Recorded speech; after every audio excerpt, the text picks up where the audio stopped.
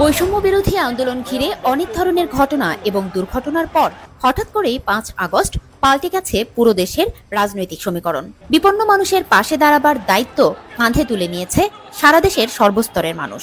তবে এখনো স্বস্তি ফেরেনি জনজীবনে। অনেকটাই বিষাদে আচ্ছন্ন মানুষের মন। আর সেই অবস্থা থেকে মানুষের মনে কিছুটা স্বস্তি ফেরাতে এগিয়ে এসেছে দেশের ওটিটি প্ল্যাটফর্ম চরকি।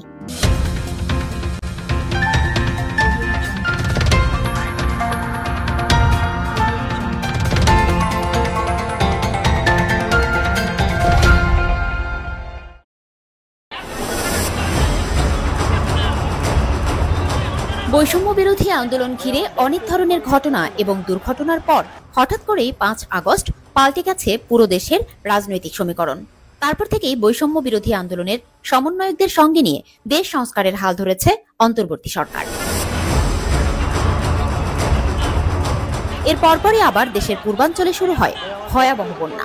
তবে এই বন্যা পরিস্থিতি মোকাবেলার চিত্র এবার ভিন্ন।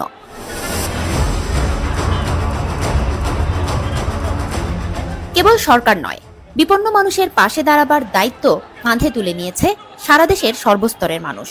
সবার চেষ্টা ও আন্তরিকতায় একটু একটু করে স্বাভাবিক হচ্ছে সার্বিক পরিস্থিতি।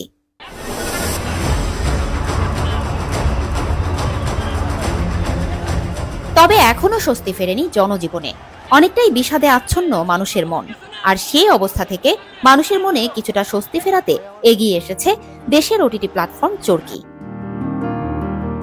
প্ল্যাটফর্মটি মুক্তি দিতে যাচ্ছে তাদের নতুন web film forget me not. পবিত্র ঈদুল আজহা উপলক্ষে গত ১৬ জুন চরকিতে মুক্তি পেয়েছিল ওয়েব সিরিজ বাজি। এরপর আর কোনো দেশি কন্টেন্ট মুক্তি পায়নি। ৮০ দিন পর এবার নতুন সিনেমা দিয়ে গতি ফিরছে এই ওটিটির।